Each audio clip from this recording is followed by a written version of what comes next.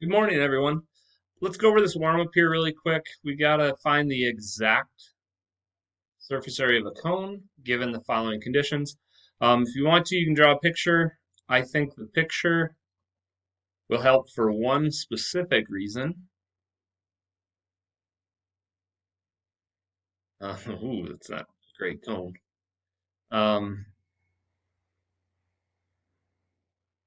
What do we know? We know the radius is 10, and I know that the height of the cone is 24.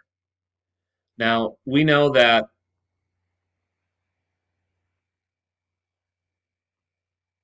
the formula for the surface area of a cone is the area of one base, which is pi r squared, plus pi times the radius times the slant height. That's our lateral area. So it's the area of the base plus the lateral area. And we have the radius. Radius is 10. And it's the same radius for both the lateral area and the base. What we don't have is we don't have L. L is that slant height. So we have to find that. And if you notice, this is actually a 5, 12, 13. Remember how 5, 12, 13 was a triple? Well, this one is doubled. So that means 5 doubled is 10, 12 doubled is 24. So if I double 13, I get 26. So that's a triple. If you didn't see that, then you would have to do Pythagorean theorem. Okay? And that's just a little bit of a faster way of doing that. And then the exact surface area, well, 10 squared is 100, so it's 100 pi, plus 26 times 10 is 260. And when I add those together, my exact answer is 360 pi, and since they didn't give me units, I'm still going to identify that the surface area is units squared.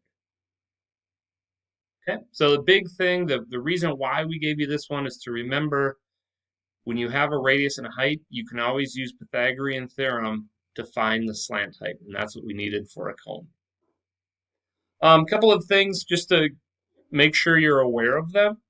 Did you know that there's only 9 days of school left of second trimester, not counting today? And then the last day to turn in any work is going to be, and that includes missing tests, quizzes, projects, and/or remediations. And that will be February 24th, which is not this Wednesday, but next Wednesday. And then think about this. What do you need to do to finish off on a strong note? Currently, 5 people have not completed the Chapter 11 project, and that's 50 points summative.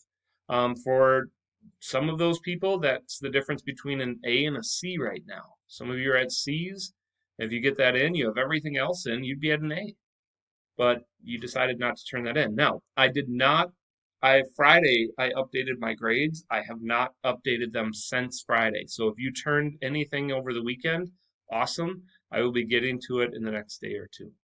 All right, so just please make sure if you haven't checked your grade recently in math, maybe do that right now. Open up Campus, check your grade, look for anything missing, and then make a plan to get caught up. And if you have questions, stop in to see me in my office hours. I'm available from 1 to 2 o'clock every day but Wednesday, and I can help you out, help you with a plan to get caught up, and hopefully we can get you to get all that work in by the 24th. All right, I want to show you, just maybe this will hit home a little bit more. I want to show you where we're at right now for this trimester. All right, so today's the 16th. I kind of think of that as being already done. We just got to finish the day. And then we've got the rest of this week. Next week, this is, by the way, this is Monday, Tuesday, Wednesday. This is when all late work is due.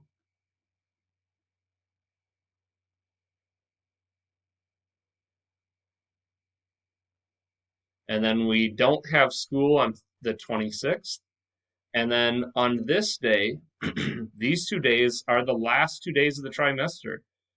So Monday, Tuesday, and then you do not have school on Wednesday, March 3rd, March 4th, March 5th. You get an extended spring break this year. Consider yourself lucky. I do want you to know, why is late work due here?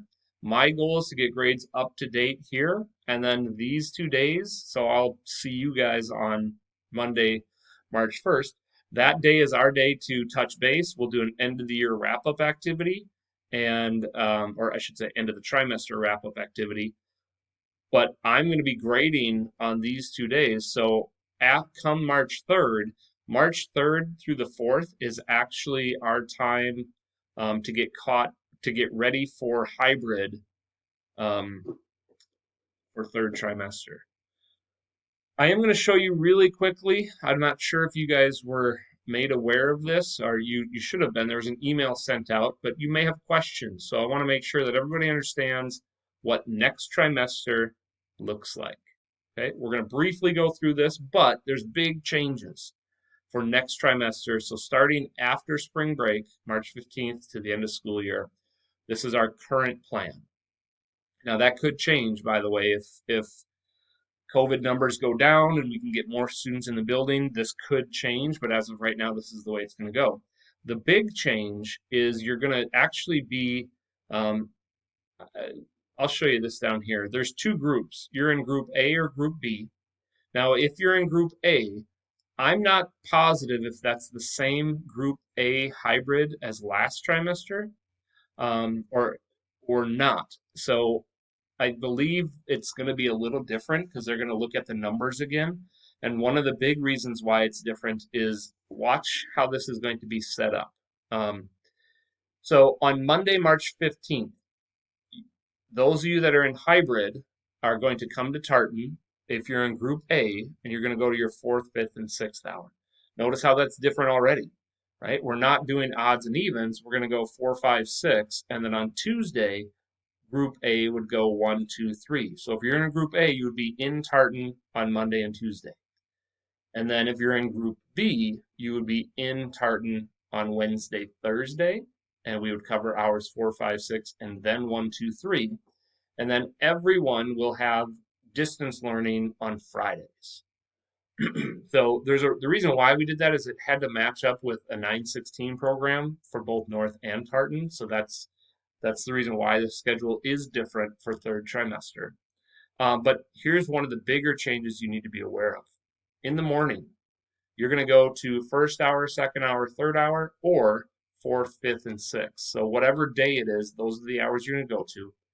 And then if you are in Tartan, you are going back to those hours in the afternoon. So after lunch, you're going to go back to school on the first, or for first hour, for about 30 to 40, actually this is a little bit longer, 35 minutes. And we got about 35 minutes. So you're going to be in hours 1, 2, and 3 again. Now that's supposed to be the direct instruction or in-person targeted support where you'll get help from your teachers. You are expected to go to those classes. If you miss the afternoon and you're supposed to be in hybrid and you don't show up, then you're absent. And emails get sent home, and that, so you do have to attend the full school day.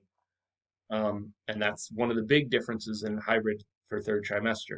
Now, if you are in distant learning during that time, in the afternoon, you are going to work independently unless your teacher requires you to join Zoom, which actually I don't think they can require, but they could offer.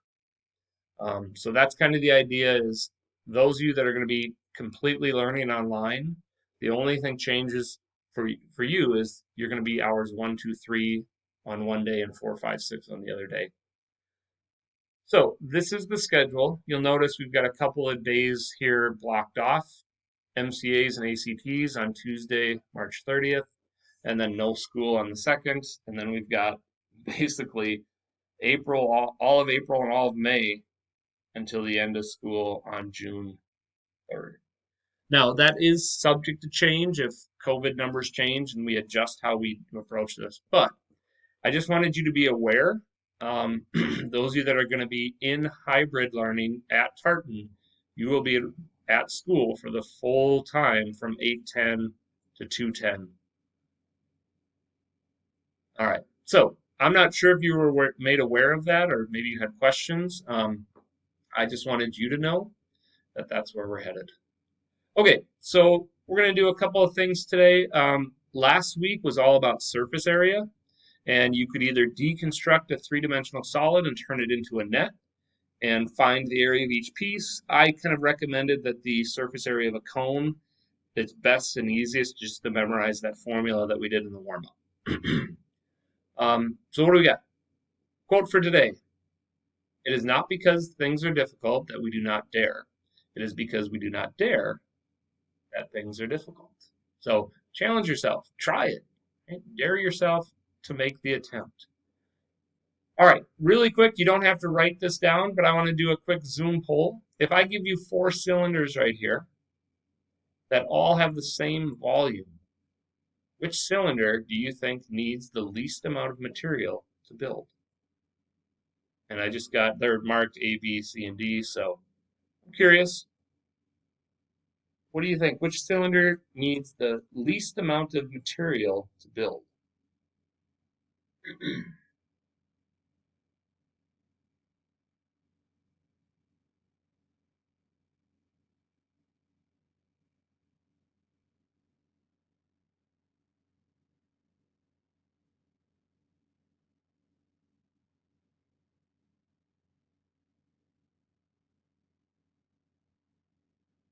So we have 14 people responded. I'm looking for all 28 responses here.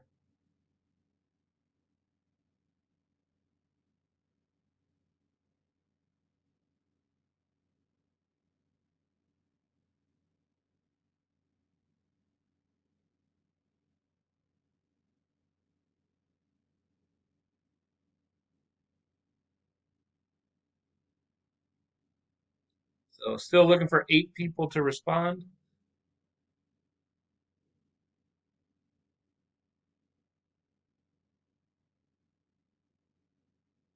Down to 6.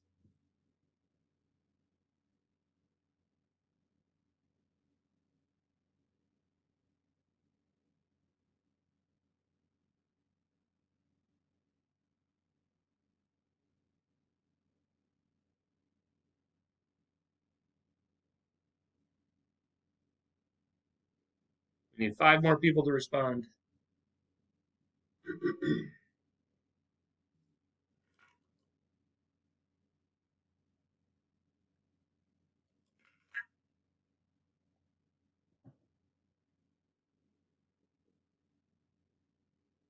Okay. I'll share the results with you. This is a very interesting problem. It's actually one that we can't really answer directly right now because we don't know the measurements. However, if we knew the radius and the height, we could then find the surface area of each one and we could find the volume. And we could actually do this using calculus as well. And this is a calculus question in disguise. Is if items have the same volume, which one is going to have the least amount of material when you want to reduce the surface area? It's called optimization. Anyways, that's something you might get to in a couple of years. But you can see that the answers are kind of not equally distributed, but we had a lot of people answer the same ones. My guess right now, without any dimensions, my guess would be C, would be closest to the correct answer. But like we said, it could be A, B, C, or D. It could be actually any of them. We would really need more information. So just something fun to think about. But that gets us to our next unit. And the next unit is 12.4, and it's volume. So we've done surface area of prisms and cylinders. We did surface area of pyramids and cones. Now we're going to do volume for prisms and cylinders today. And on Friday, we're going to do volumes of pyramids and cones. I think students usually have a better understanding of volume because it's really taking what we've learned about the area of the base and just doing one extra step. So I'm curious where you guys are at right now with this. And I want to give you a couple minutes. You don't technically have to draw this all down. There's a lot of dimensions here, but I want you to just try this answer and then send me a private chat of your answer without us really going into what volume is. I want to know what you know already. Find the volume in cubic feet of the water in the rectangular prism below, which is kind of a pool. So how much is this blue? That's blue water. How much volume is there based off of the dimensions? So go ahead and try that. I'm just curious what we're going to be at.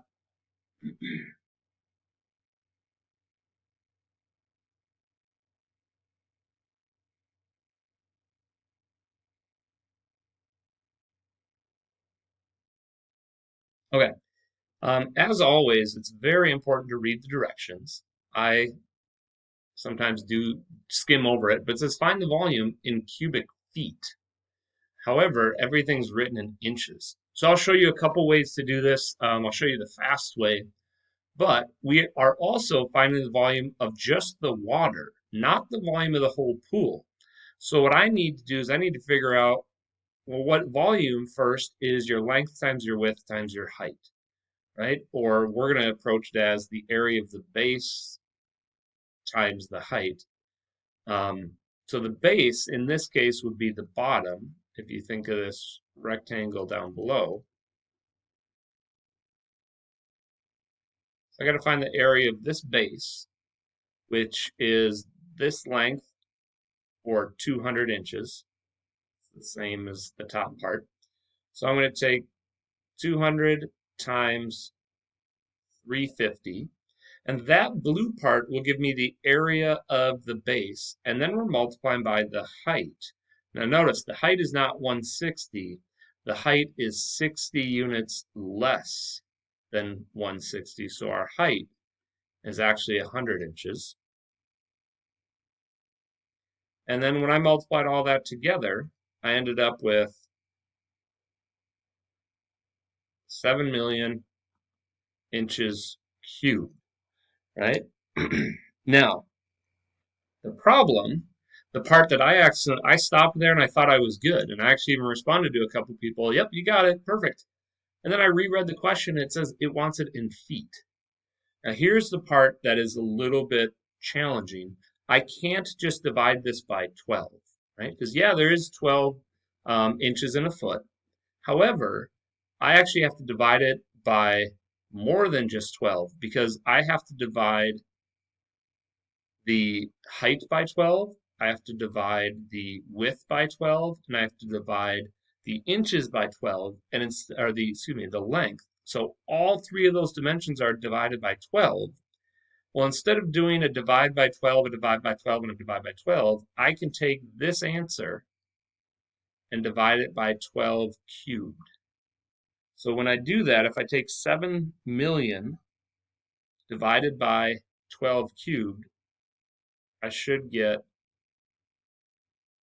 rounded to 3 decimal spots,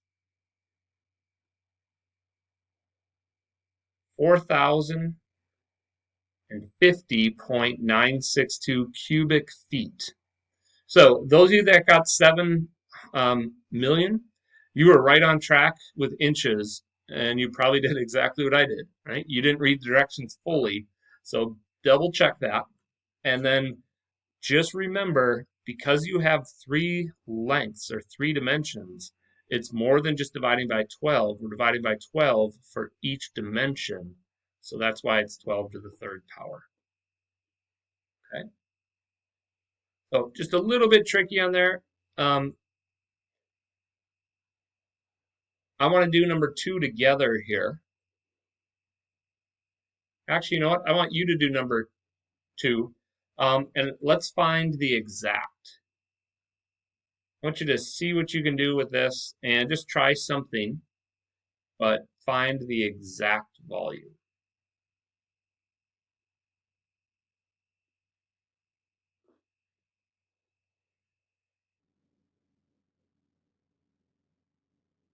Okay, so I threw in the word exact. Some of you sent me the non-exact and you used the decimals, which I guess you answered the original question. Um, what I want to do with this one is I want to think of this as what is volume, right? What was the volume? How did we find the volume of the water? Well, we took the area of the base, the blue part, that's this part, and then we times it by 100, which was the area of the base, and then we accumulated that all the way up to the height. And that's exactly what we're going to do here. In this case, by the way, base does not always mean bottom, right? A base is the shape that is continued throughout. So here my base is a circle. And if I do the area of that base, its radius is 4, so pi r squared. And then we take that area and we multiply it by the accumulation as if I just had a bunch of these areas stacked all the way up to a height of 15. So then if I'm going to do this as an exact problem, I'm going to square the 16. So I get 16 times 15, which is 240 pi, I believe. Yeah, 240 pi. And then the units are inches cubed. And I may have just thrown that out there without talking about why the units are cubed for both of these. But think of this. When we find the volume, we have 3 dimensions. We've got the 2-dimensional piece, the length times the width, and then the third dimension is the height. So that gives us feet cubed, or in this case, inches cubed. Right? Now, if you did this, and again, just a quick reminder, this is the exact answer. If I didn't ask for the exact answer, then you'd have to use your pi button, and you should have gotten 753.982 inches cubed. Okay, so what is volume? That's the idea, and that's kind of, we wanted to see what you remember. If you've never studied volume, all it is the accumulation of the area of the base multiplied by the height. So that's what we're going to actually do here. Um, we're going to write down a couple of postulates. I don't think you need to write all of this out. I'm a visual learner. So instead of writing this whole piece, maybe you want to just do this. And it's up to you. Volume of a cube, right? So I might do this picture. What is the volume of the cube? Well, the volume of the cube has a side length s, right? And if it's a cube, all of the sides are the same. So instead of doing side times side times side, the volume of any cube is side length cube. Right? And that, trying to make my s's not look like a 5. So it's a little better. So all it is, the volume of a cube is the cube of its side length. I don't think you need to write that down. To me, s cubed is good enough.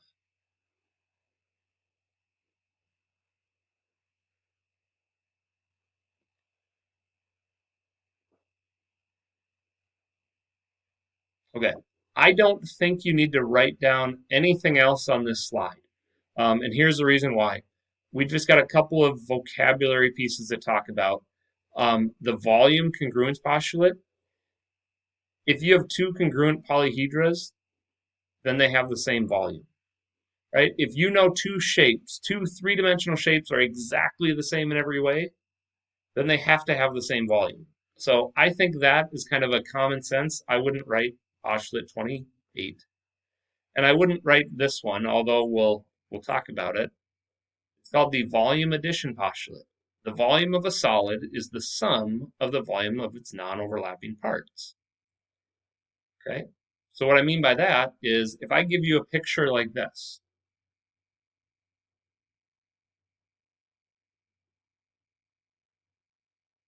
let's say I give you a rectangular prism, and then I say, you know what? There's actually a triangle on top, right? And that's one solid place. If you had to find the volume of this solid, what would you do? You would take the volume of the rectangle plus the volume of the triangle, I should say rectangular prism, plus the volume of the triangular prism, and you would add them together. And that's all this is saying, is that if you have two pieces that are put together, the volume is just the sum of their parts. Okay? Now, there is things that we could do like this that I think is important, and we're going to be studying things like this. They're also kind of fun to draw. So what if I have a rectangular solid that looks like this, and then I cut a hole out of it, right? So I drill a hole. Well, what is the volume of this solid? Well, the volume of the solid is the big solid, and instead of adding to it like we did with this one, what do? We're taking the solid of, if there was a hole drilled all the way through that, I would subtract the area or the volume of that hole. So notice just kind of the difference. When two items are stacked on top of each other, that's addition. When you're taking one out of another, okay, this would be like a block with a hole that you could see all the way through it. Well, what is it? It's a rectangular prism minus the volume of the cylinder. So that's what the addition postulate says. It could also say subtraction. All right, I don't think we need to write those. In general, though, I do want to write these two. So go ahead and write Theorem 12.6. What is the volume of a prism? Well, think of the swimming pool. What did we do? We found the area of the base, and then we accumulated all that as the height. So we're going to refer to the volume of a prism as the area of the base. Oops, I figured that would fade out. And I think it's really important when you hear or see the word base, okay? Base does not mean bottom. Base is the area of the base. That's why we use a capital B. So quick visual, if you wanted to draw this, you don't have to. But if I gave you a triangular prism,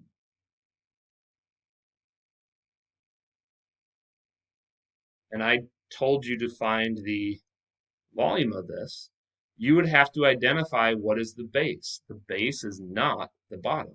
In this case, in a prism, I would have to take the area of that triangle, which is the base, and then I would multiply it by the height. And height does not always refer to how tall an object is. The height is the distance between the bases. And that's usually the only thing that kids struggle with when we talk about volume of prisms, is they don't understand which one is the base, and they don't understand that height is the distance between the bases.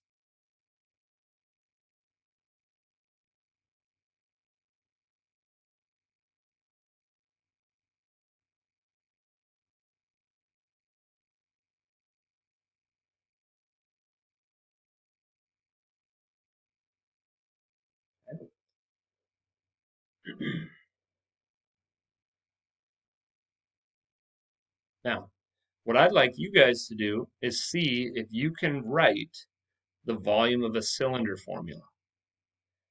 Knowing what we know about the volume of a prism is the area of the base times the height, can you write a formula for the volume of cylinder?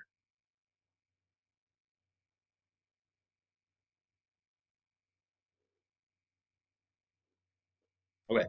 I realized I didn't hit play on the video record. So What did we do? We took the area of the base, which is pi r squared, that's a circle, times the height. And that's it. That's volume of a prism and volume of a cylinder. So our goal now is to look at just a couple of extra problems so you guys can work through those. I do want to make one little note, and this is something small that you do not have to write down. There's a special theorem called Cavalari's principle, and it basically says if two solids have the same height and the same cross-sectional area at every level, then they have the same volume. Okay, now this is just a quick example. The reason why I'm going to show it to you is just in case you see, we talked about that word oblique a long time ago, a week or two ago. Oblique just means this solid is not standing straight up. So here's what I picture. Picture this as like a stack of quarters. What if I have a stack of quarters that were perfectly straight up and down? Okay, and that stack had a height of 7. And then it has a radius of 4. If it was straight up and down, a right cylinder, then all we would do is take the area of the base times the height, and I would get 4 squared is 16, 16 times 7. This would be 120 pi centimeters cubed. Right? So that's the volume of just this stack of quarters if we stacked it straight up and down. Well, what if I push those quarters over a little bit? So instead of being straight up and down, that stack has now adjusted slightly. And if I make that solid, it has the same height and it has the same radius.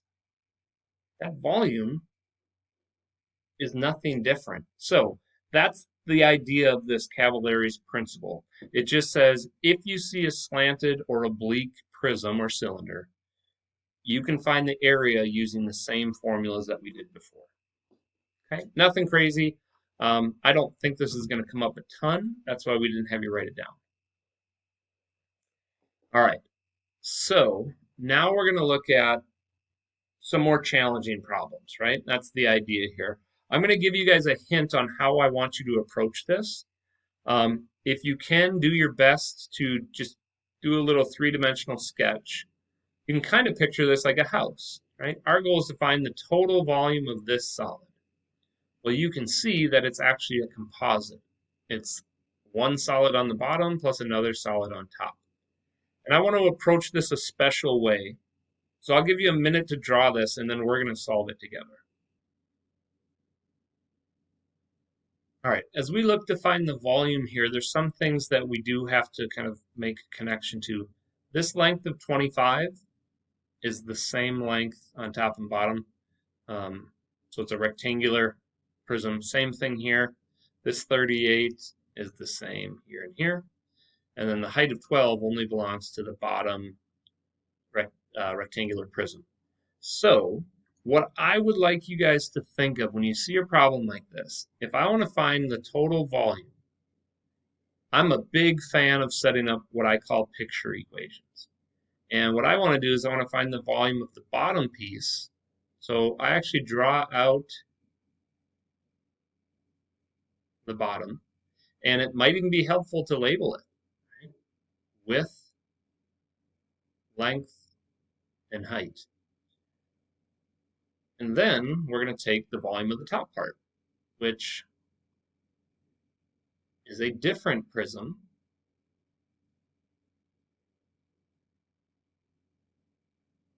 You don't have to go too crazy with drawing this. You can just draw it like that if you want. But then I also label everything that I know on this shape. So it's really just doing two problems and adding your answers together. Now, I want to approach this a little more uniquely. I'm not saying that the way I approached this first part is exactly the way that you should do it, because it's not. But I have a rectangular prism, which means I get to pick which side I want to be the base. So I'm going to call the front part here the base. And why can I do that? Because this is the same rectangle from front to back. And if I do that, and I do the area of the base times the height, the area of this base is 25 times 12, and then the height is the 38. So I just want to point that out. Nothing super crazy there. But I do want you to think of, when we say area of the base, you are thinking about what shape is continued throughout. Right? Now I could have done this left side as a base, or I could have done the bottom. And that's the beauty of a rectangular prism, is you can pick any side to be the base on that. So then the base has, my base has an area of 300, and then I'm going to multiply that by 38, and I get a total volume for that bottom rectangular prism to be 11,400. Nothing super crazy there. But here's the reason why I chose that specific shape as a base. Because what is the base for the shape on top? The base cannot be the bottom here, because this rectangle on the bottom is not continued throughout. So I have to pick the triangle. And this is the number one mistake this shape students make the most amount of errors on. When we say, what is the base is the triangle. And it's the area of the base times the height of the solid. Well, I know the height of the solid is 38, because that's the same height we used before. But then I have to find the area of that base. And the problem is I don't have everything that I need. Right? I've got 15, I've got 25. Well, I need to find the area of this triangle. The triangle is a right angle, so I need 15 times something. I have to find that leg there. And again, this is a triple. I want to try to avoid using Pythagorean theorem. So what I'm doing is saying, hey, you know what? Remember when we have the 3, 4, 5 right triangle? Wait a minute. 3 times 5 is 15. 4 times 5 is 20, and 5 times 5 is 25. So right here, this missing side length has to be 20. Now, if you don't like that, you could do 25 squared equals 15 squared plus whatever this side length is, and you'd get the same work. But if we know it's 20, that's going to save us a ton of time. All right, area of the base. Well, that shape is a triangle. So 1/2 15 times 20, that red part is the area of this base. And if I multiply those together, I get 150. There's the area of the base. Then we would just times that by the height.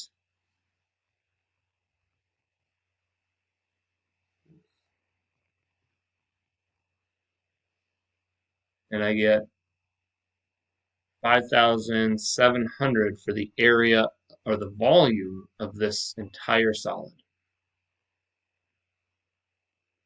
So then the total volume is the sum of those pieces added up.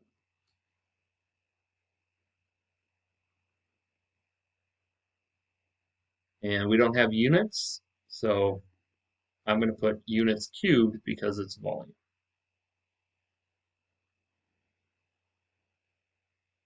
Okay.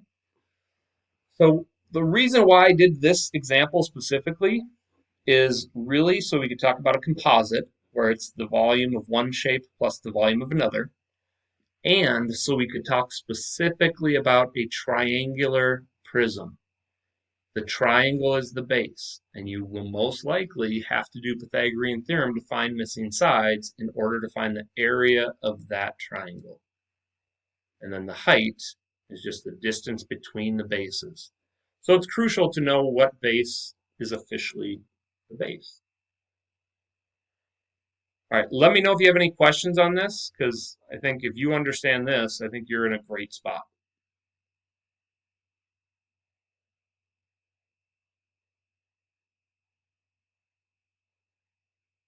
All right, then we just have one last example.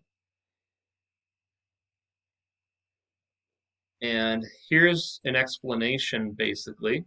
Picture a half of a cylinder is carved out of a large block of wood. So picture you have a block of wood. Now that block you can tell is a rectangular prism. And then you basically took a drill and you drilled out a semicircle all the way through. And let's put some units on here. Let's say that this is millimeters. So it's really tiny.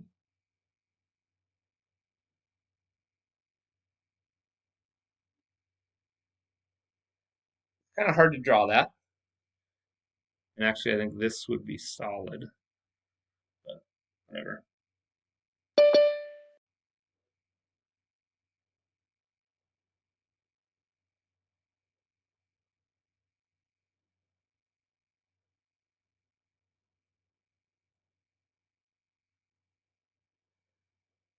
Now, what I'm going to encourage you guys to do here is set up the same idea as we had before. I'm going to find the total volume.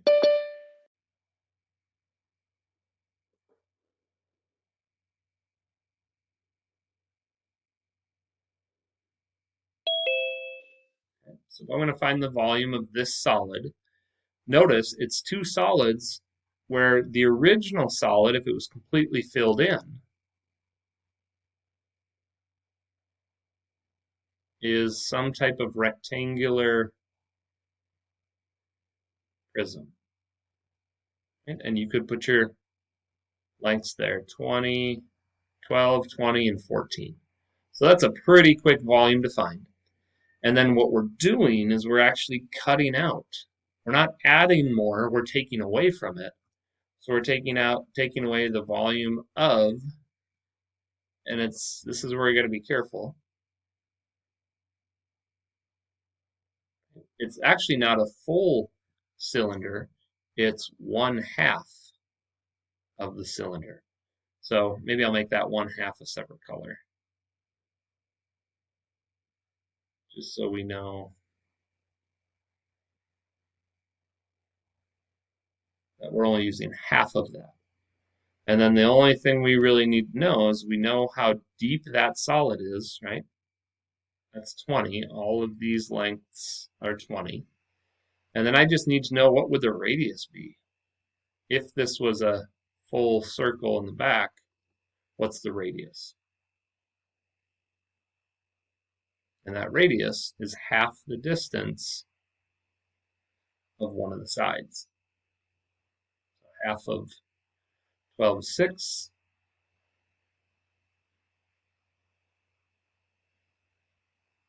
And now it's just two separate problems. So why don't you take a minute to go ahead and solve that? All right, let's take a look at this quick.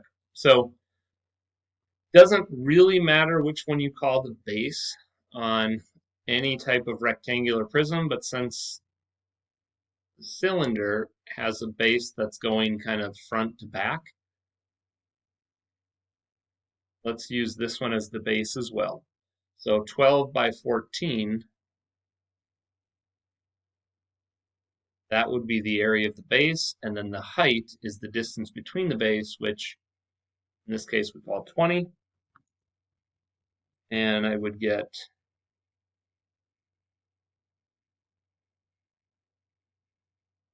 168 as the area of the base, and then if I times that by 20, we get a total volume of the rectangular prism as 3,360. And then we got to do 1/2 the volume of the cylinder. Well, the area of that, the area of the base, which is a circle, is pi times the radius squared. And then we would multiply that by the height, which in this case, the height is the distance between the two bases, 20. So if I multiply all that together and then subtract it, we end up with 36 pi. Actually, I might write this as I didn't tell you to, but I might write it as an exact answer just so you guys can see. So if I do 36 times 20 cut in half, that's 360 pi. And that's as far as my exact answer would go.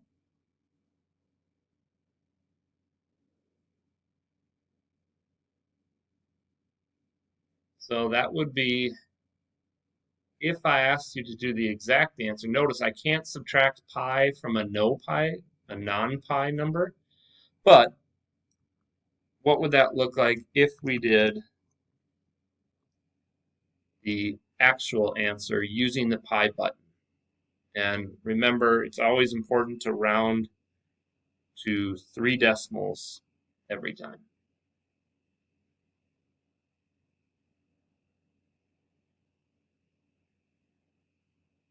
All right, so hopefully that's a nice way for you guys to view volume. Sometimes it's just a single shape. Sometimes it's a composite, either a shape added to another shape, or in this case, a solid minus a solid. Okay, so here's what I want you guys to be aware of. For the homework this week, we're going to do it in 2 parts, similar to the way that we did, I think it was 2 weeks ago. But your homework is titled Volume of Geometric Solids. It's due on the 19th, so it's not due till Friday. It's in Delta Math, so make sure you're aware of that. And you're going to do the first part today, volume of rectangular prisms, volume of cylinders, volume of water tanks, and then you're going to stop. Okay, end of work here, stop until Friday. And then on Friday, we're going to learn about pyramids and cones and calculating volumes when you have everything just mixed together. All right, so that's what we got. If you need any help today, I'll be available in my office hours. Please stop on by from 1 to 2. For those of you that have missing projects, please make sure you get those in. Those are zeros right now. You need to do them to get any points. So please make sure you do your Chapter 11 project and see me if you need any help. Adios. Have a great day. We'll see you.